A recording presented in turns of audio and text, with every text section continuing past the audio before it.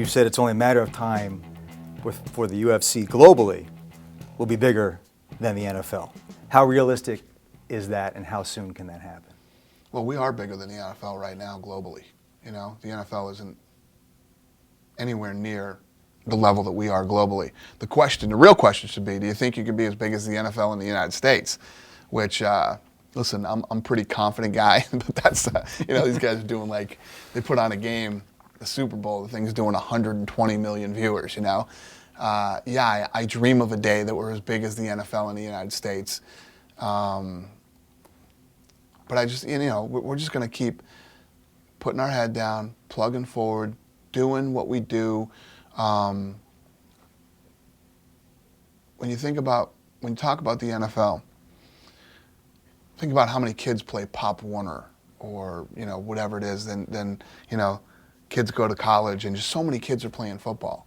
And I think that, the more exposure the UFC gets already to these generations. When we first started this thing, you're talking 15 years ago.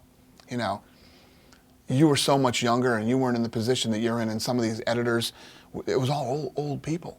We came into this, it was all old guys who knew baseball, basketball, football, hockey. That's it. They didn't even want to learn anything else, and boxing. And they didn't want to learn anything else.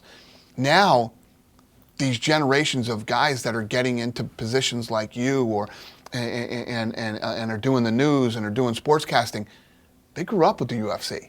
And the more people that start to grow up with the UFC, more people are going to train in the UFC and become UFC fighters. Sportscasters will know everything about the UFC because they grew up with it. It's absolutely normal to them.